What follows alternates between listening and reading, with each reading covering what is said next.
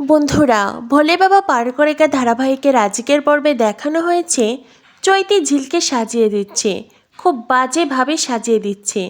অথচ তিতির, ভ্রমর সবাই দাঁড়িয়ে দাঁড়িয়ে দেখছে। তিতিরের কথা কী বা বলবো, সে তো বরাবরই ঝিলের মন্দ চেয়ে এসেছে। কিন্তু ভ্রমরকে তো আমরা ভালো মেয়ে বলেই জানতাম, কিন্তু ভ্রমরও কিচ্ছু বলছে না। তিতিরের বন্ধুরা বলে, আচ্ছা ঝিলকে সাজাতে পার্লার থেকে লোক আসবে না? তখনই তিতির বলে, পার্লার থেকে লোক আসবে? কি বলছিস, ও কি কখনো পার্লারে সেজেছে নাকি? আর তাছাড়াও সেই সাজকেও সামলাতে পারবে? তখনই চৈতি বলে, তোমরা ভেবো না তো, আমি ঝিলকে খুব সুন্দর করে সাজিয়ে দেব, একেবারে স্বাক্ষর মনের মতো করে। তখনই ভ্রমর বলে, কিন্তু ঝিলের খোপাটা একটু বেশি উঁচু লাগছে না? চুলটা কেমন যেন লাগছে।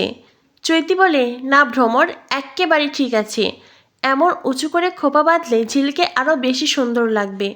তাছাড়া শাড়িটাও তো আমি পরিয়ে দিয়েছি মা কাকিমাদের মতো করে, আমি জানি এটাতেই বেশি সুন্দর লাগবে।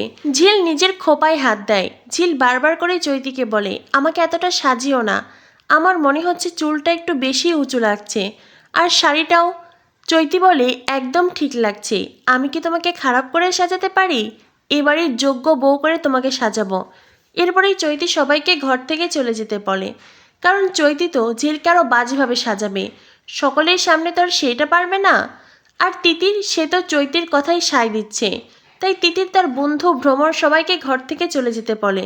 আর তারপরেই তিতির চৈতিকে বলে, চৈতিদি, ওকে এমন করে সাজাবে যাতে বিয়েবাড়ির সবাই হাসতে থাকে, হাসতে হাসতে মাটিতে গড়িয়ে পড়ে, ঠিক আছে? খুব বাজে করে ওকে সাজাবে।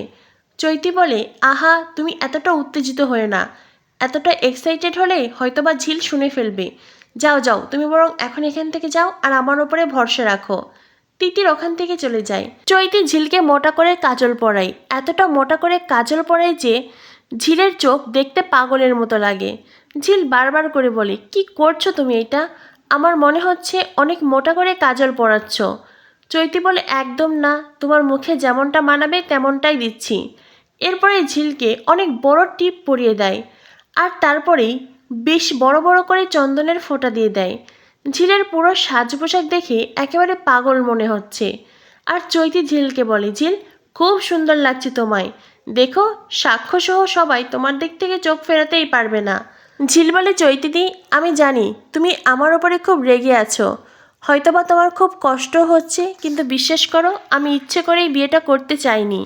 যেটা শুনে চৈতি কালনাগিনীর মতো ঝিলের দিকে তাকায়। আসলে চৈতির মনে তো হিংসার আগুন জ্বলছে, আর সেজন্যই সে ঝিলকে এমন করে সাজিয়েছে।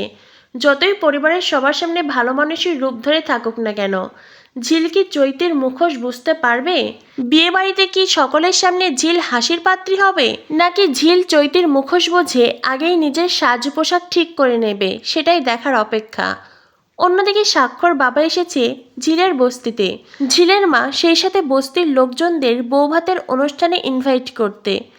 স্বাক্ষর বাবাকে বস্তিতে আসতে দেখে ঝিলের মা মিনু খুব খুশি হয়, সেই সাথে বিশা, ঝিলের বন্ধুরা আর মিলি, সেও খুব এক্সাইটেড। অবশেষে তাদেরকে সসম্মানে ঝিলের বাড়িতে ইনভাইট করা হয়েছে, আর সবাই বেশ সেজেগুজে ঝিলের বৌভাতে যেতে তৈরি। কারণ ঝিলের জীবনের এই বিশেষ দিনে আজ যদি তারা ঝিলকে না দেখতে পায় তাদের খুব কষ্ট হতো। তো বন্ধুরা, কি হতে চলেছে ভোলে বাবা পারকরেকা ধারাবাহিকে, পরবর্তী আপডেট পেতে আমাদের সাথেই থেকো। ধন্যবাদ সবাইকে।